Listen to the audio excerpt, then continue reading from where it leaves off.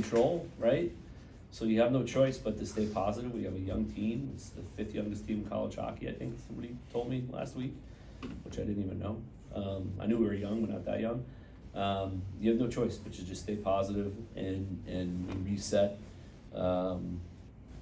Going into last weekend, said, hey, let's call it a 12-game season, right? We're 2-0. So it's just staying positive with a bunch of young kids and going about it that way.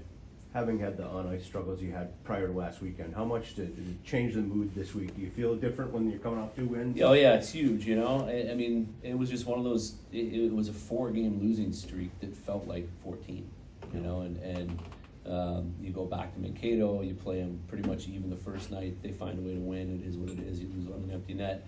Second night, you have a great first period, and then from there, it really went downhill, you know? Probably the 2 worst periods we played all year in that game, and then RIT, you know, they banked 4 in off our guys on the Friday night. Saturday night, we double them up in shots, control the game, don't find a way to win, you know. So it was just one of those stretches, and we got through it. I thought we played really well Friday against St. Thomas. We were dominant. Still struggling to score like we want, but we put up 8. It's a step in the right direction over the course of a weekend. But we got more, you know, and we're still really banged up. You lose Kopp again. Timmy's still out. Those are 2 monster losses for us. Are there tangible goals over these final dozen games? Tangible goals are just to win every game and take it one game at a time, because we're capable of doing that. You know, so and I think we still have an opportunity to have a very positive outcome on the season as a young program. So it's just understanding and continuing to convey the message to a young group. Look, the majority of this team is back. We can do one of 2 things. We can finish strong and ride momentum into the off season, which is what the plan is, or you can mail it in, you know, and that's not an option. Do you believe that momentum carries over from one season to the next? Oh yeah, with a team that's returning the majority of its players, it absolutely does. When you can look at a record and go into the off season and say, you know, technically, if we win all the games we have left on our schedule, it's more wins than we've ever had. You know, so you have to find the small wins and how to make those positive gains heading into the off season with a team that's again mostly going to return. Living in Minnesota, I'm used to asking coaches like Rico last week, how do you keep your team focused on hockey when you're going to the sunshine? You got the opposite problem this week. How do you steal your guys for a trip to Alaska in the winter? Well, it's going to be, actually, we're excited to go up. I mean, we're only going up with 12 forwards and 6 D, because that's all we got. But we're excited to go up with no extra players. We're going with really minimal staff. Just go up, small group, get in, get out, business trip. Probably not go outside very much, if at all. And we went up 2 years ago. It was Last year. 3 years ago, and our bus got stuck in snow. Everybody had to get out and push it, and I think it made ESPN that night. So we want to make ESPN for other reasons, but so it was fun. But it's a fun. We've been here. It seems like we've been here forever. We had 10 straight games at home. Yeah. So it's going to be good to get out on the road with the guys and reset a little bit away from home. Everybody wants to come to Tempe in January, apparently. Yeah, maybe more home games next year. I guess you just answered my follow-up question about sightseeing plans while you're up there. Yeah, I don't think there's going to be many of them. I looked at the weather forecast and the only time I'm going outside is when I walk on the bus. That's it. And off the bus. 20 feet max.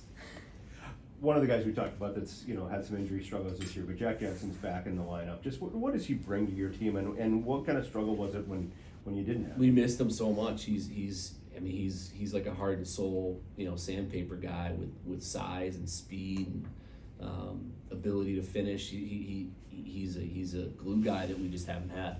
Oh. So he missed 2 months, and that hurt us badly. We're undersized without him.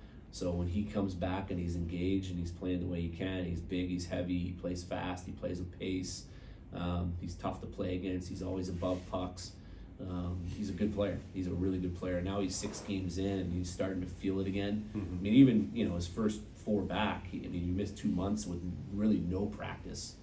I mean, he wasn't allowed to skate. So it was tough diving back in all at once, and he's starting to look like himself. So hopefully he has a really strong finish. He's only a sophomore, so hopefully he has a really strong finish, and he'll have a huge role here next year. Where do you like to use him most? I like him down the middle, Okay. but we're so thin that we kind of just have to make three lines that are our top three, and so he's capable of playing on the wing as well, which is probably where he'll be up in Alaska. Yep. We have three really good lines, we think, and then really good young fourth one, but so he can play anywhere. Greg, do you have to remind yourself where this program is in the state of its evolution? I think a lot of people look at it and say, well, there were expectations, but you haven't been able to use this as a recruiting tool. Nope. Yet. No. You went through COVID, you went through an entire season on the road. Yeah. I think you have to put perspective into it, and it's sometimes it's hard to do. We like that there's expectations. We have high expectations for ourselves. We don't think it's fool's gold that we expect to be in NCAA tournaments because we've qualified technically for 2. But I think that we had so much momentum heading into COVID, and everybody can use COVID as an excuse, but nobody went through what we went through, and so we had a really good team with more home games scheduled that year than ever. We lost a kid to an NHL contract that summer that we weren't supposed to, Josh Maniscalco, and he didn't know if we were going to play, so he signed. And there's a lot of things happened that just, set our program back a little bit. And then last year was kind of half a normal year, half not a normal year with COVID. We're teaching a young program how to kind of win again. You go 500, not a bad year. And then this year, it's a little bit, up and down. I mean, you go to North Dakota or you go to Vegas and you get a big win like that, and you come here and you play Minnesota really well, and they're so good. They're unbelievable. So you play that well against that good of a team, you lose by a goal, you beat them in overtime. I think everybody's expectations are maybe at a place that's just not sustainable with such a young team and so many guys hurt. So you have to peel back the onion, and again, that's what we tried to do after we lost to RIT, is just say, look, it is what it is. We have a lot of positives to focus on. We're still in our 7th full season as a program, first season in this place. Recruiting is going unbelievably well. We now have access and conversations with kids that we've never had access to, or conversations with the level of kid, and it's because of this place. So we want our fans to have high expectations. That's a good thing, but sometimes you can't control some things that are going on, and that's what I think this season's been all about. After not bringing recruits, literally not bringing recruits physically to the arena where you were playing for so long, did you have to sort of remind yourself, how do we do this? How do we have this happen? Well, kinda. I mean, we've had 5 official visits this year. If in hockey it's different. Kids are playing junior hockey, so it's tough to get kids here. And when they do, they got to come on a Sunday after a weekend and then get right back out to get to practice. So it's not like other sports. So official visits aren't that prevalent. And geographically, where we are, a kid can't get in a car and drive 2 hours, right? So we got to get them on a plane, and it's a much tougher task logistically to handle that aspect of it. But we're 4 for 5, so 5 kids have visited, 4 have committed. The one that did not, we were the runner-up, and he chose a blue blood, and the other guys chose us over, quote unquote, blue blood. So it's happening. And yeah, it's a luxury that we've never had. Like you said, we would bring kids in, and especially over the summer, and show them everything but the place we played. And they said, let's go see the rink. No, you don't need to see it. So you don't need to see it. It's not important. Where it is kind of important. So it was smoke and mirrors. Greg, there's a running joke whenever the NCHC commissioner has a press conference that I'm going to ask the Arizona State question every time. So looking at it from the opposite end, the conference question is still out there. Where are you at that one? Well, we've had serious conversations with multiple conferences in the last month. Yeah. It's the last step, and our administration knows how important it is to me and our team that we get into a league. We love the flexibility of the independent schedule. I think it's served our program very well. Yep. As an emerging program and a new program, to get out and expose ourselves to everyone in college hockey. But now we have a good team, and we're getting healthier. We've had some huge wins. We would love to have the opportunity to play in a conference tournament. And it is hard. It's one of the hardest parts of our job as staff last year and this year is finding ways to keep kids really engaged when they don't have a postseason to play for. Sure. You know, so all these other teams we're playing are ramping into playoff mode and they have a second life coming their way and we don't. So we've got to make the most of these last 10 games and we will. But we're at a place now where it's my opinion, we've done everything we could to prove to college hockey that we're legit. We've made NCAA tournaments as an independent out of a 700-seat rink. We've built arguably the best facility in college hockey. We get great crowds. Their experiences that visiting teams get when they come here, it's a tremendous trip for them. We're incredibly competitive, obviously.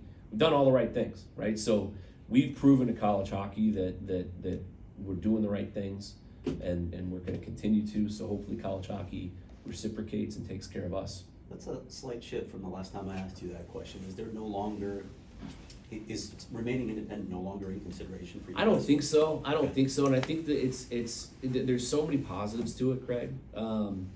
But look, like to have a conference playoff is it'd be huge right now. It'd be a completely different feel, right? And it's tough not having a second. Every team in college hockey, but what, 4, 5? I think you have Get 5, yeah, independents. 5. Still has a chance to make an NCAA tournament. So it's the right thing to do for our program. When it happens, I'm not saying it's going to happen next year because it won't. We have too many home games to give up. 26 home games next year. So and we're owed those back from all the travel we've done over 7 years. So we're not going to give that up. But yeah, it's over the course of this season, it's become clear to us that it's a huge priority. It's not really a fair snapshot to look at 2020 when you had to play all those road games against Big Ten competition. But Yeah. how was the feel of competing in the Big Ten? We enjoyed it. We enjoyed it. I mean, we talk about like the first 12 games when we still had like the juice and some energy before we just completely wore out. I mean, it was, we left Wisconsin 3-3. We went to Notre Dame, won the first night. Second night had a 4-2 lead in the third. Then we went to Penn State, lost 2 games in 3-on-3 overtime. Then we went to Ohio State, tied and lost. Like it was fun. Like we were like, hey, we're in this, right? And then it just, it was a tough sledding from there. But we enjoyed it. We enjoyed being part of a league, and it was a lot of fun. Getting to play teams for the second time, kind of knowing what tendencies might be, as opposed to a new pre-scout every week. Sure. So it was different, but we enjoyed it. Anything else? Okay, thanks, Chris. Thanks, guys.